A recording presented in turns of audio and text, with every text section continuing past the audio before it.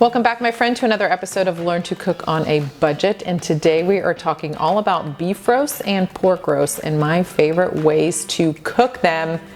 You guessed it, it's gonna be in the slow cooker. And the reason that I love cooking them in the slow cooker is because of how soft and tender and shreddable both a pork roast and a beef roast are. You know, multiple cuts of both pork and beef roast just do a beautiful job of cooking the day away in the slow cooker. That low and slow heat really does a great job of tenderizing the meat and making it perfectly shreddable and amazing on a sandwich, over rice, mixed in to even a soup, or just adding other flavors to it and serving it as is.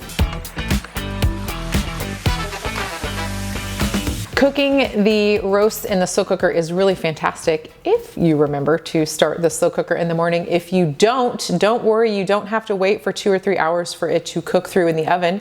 You can also cook beef roast and pork roast in the Instant Pot or the electric pressure cooker. And it takes usually about an hour for that to cook all the way through, depending on the size of the beef or pork roast. So depending on that, how it fits into your day, you can use the slow cooker or the Instant Pot to get a perfect beef roast or pork roast. So getting your beef roast ready, there is a debate out there of whether or not you should brown your beef roast or not brown it before you slow cook it. Of course, the slow cooker is going to do a nice job of making it nice and soft and shreddable. Browning it is going to add a little bit of extra flavor, a little extra burst to the crust of the beef roast. It's also going to seal in the juices so that it'll make it even softer and juicier when it cooks in the slow cooker. So option one is to brown the beef roast on all sides in a Dutch oven or a stock pot or a pot with some hot oil. Brown all the sides and then transfer it to the slow cooker, add the other ingredients in there with it and let it slow cook the day away. The second option is just to add the beef roast or pork roast right into the slow cooker, add the other ingredients and let it slow cook the day away. So with a beef roast, I love using the space in the slow cooker to transform it into a one dish dinner by adding baby potatoes, small gold potatoes, small red potatoes, also little carrots, a little celery, a little onion if you want. Adding it all in there to transform this into a one dish dinner. I've got the starch and the veggies cooking with the beef, and at the end of the day, all I have to do is scoop everything out and serve it onto plates. So the first thing I'm gonna actually do with this beef roast is I'm gonna add, this is a Mississippi beef roast, I'm gonna add a little salt. You can do pepper on there as well. I'm also going to do a little bit of ranch, just enough to coat it right on top here. And there will be a little bit of liquid released from the carrots as well as from the pepperoncini peppers and the beef roast.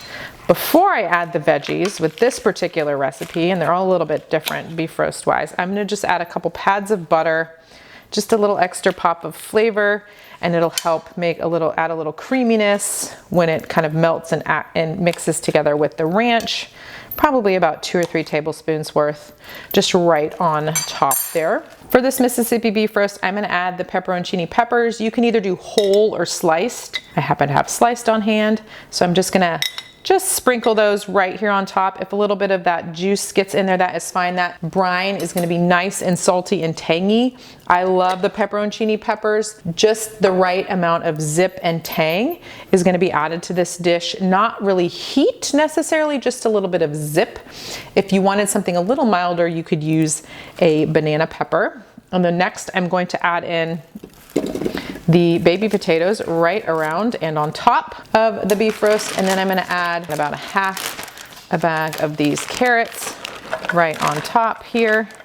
And those will be nice and soft and tender at the end of the slow cooking cycle.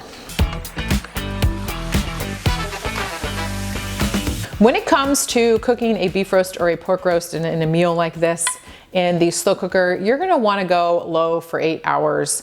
And if you watch the shredded chicken video, similar timing, low for 8 to 10 hours if you're cooking from frozen, absolutely. You can freeze all of these ingredients together like this. We have that recipe over on My Freeze Easy. This Mississippi beef roast is super easy, super fantastic. You can cook this from frozen, including the baby potatoes, as long as you don't cut them. Don't cut potatoes before you freeze them. This'll slow cook beautifully, low for 8 hours. Again, that's a food safety thing, cooking from frozen, low for 8 hours. Please remember that. You could also do low for 10 hours. If you wanted to cook this from fresh where the meat has not been frozen, you could do high for 4 hours. I would probably actually do high for 6 hours for this one, just because this is really full and there's so many great veggies in there that we want to get nice and perfectly tender for our meal. So slow cooker, high for 4 or 6 hours if it's, you know, the meat is fresh and not frozen. If you're cooking this from frozen, definitely low for 8 hours. You can also, of course, cook low for 8 hours if the meat is fresh as well. When it comes to cooking a beef or pork roast in the Instant Pot, it's a little trickier to figure out the time, and it's a little trial and error and practice. You'll get really good at it. I generally air for 40 to 50 minutes, depending on the thickness of the pork roast. If it's a pork tenderloin, those are thinner. That's going to be closer to the 30-40 minute side. Cooking on high pressure for 40 minutes, a pork tenderloin, maybe 30 minutes. A thicker, fatter, pork shoulder roast is probably going to be closer to 40 minutes. Again, it really depends on the thickness of the roast that you're working with. Beef roast, same thing. I would go 40 to 50, maybe even 60 minutes, depending on how large it is. And again, it's a little bit of a trial and error thing.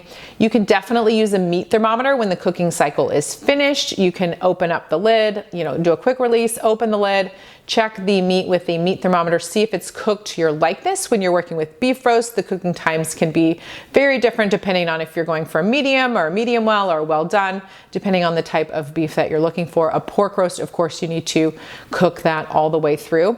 If it's not cooked to your liking, or it's not cooked all the way through at the end of the slow, pressure cooking cycle, just put the lid back on and continue cooking it for 5 to 10 more minutes, and it should cook all the way through. You can also speed up the cooking time by slicing into the beef roast or the pork roast, and that will help the heat get into the center of the roast, and it'll cook through a little faster.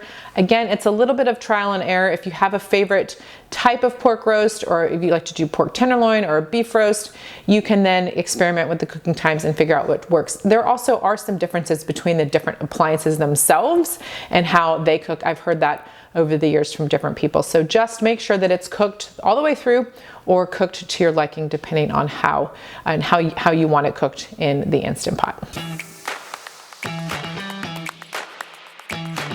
All right, we have slow cooked the day away with our beef roast. Now, do we slice it or do we shred it? It's really up to you and how you want to serve it. I have found that when you're slow cooking beef or pork roast, it's going to be very shreddable. Just because of the low and slow, it's very easy to shred. When you have cooked a beef or pork roast in the Instant Pot, it's usually a little easier to slice. It tends to hold its shape a little bit better in the Instant Pot because of the way it uses heat and pressure versus the slow cooker using the low and slow heat. So they're just a little nuances and differences. If you want a sliceable roast, I would definitely recommend using an Instant Pot or an electric pressure cooker. If you want that shredded meat, whether it's for a shredded barbecue sandwich or to add into an enchilada or a burrito, then I would definitely use the slow cooker. I hope this video has been informative and helpful in showing you how easy it is to put together a beef roast or a pork roast, and how you can use the countertop appliances like the slow cooker or the Instant Pot to let them cook dinner for you. It's going to take all the guesswork out of making just the perfect roast. It's going to be faster in terms of hands-on time, faster cooking time if you're using the Instant Pot versus the oven that could take 2 or 3 hours. Of course, the slow cooker will take longer to cook it, but it is very quick to get going in the morning. So hopefully these can become a regular part of your dinner rotation and you enjoy these amazing and wonderful shredded meat, shredded pork, shredded beef, or sliceable depending on how you are cooking it. If you found something helpful in this video, please hit that like button. We love to see and hear that these are helping you learn how to cook and making dinner a little bit easier at your house. And also please subscribe to this channel. We are releasing new videos in this Learn to Cook on a Budget series every Wednesday at noon Central Time. I look forward to seeing you in that next episode.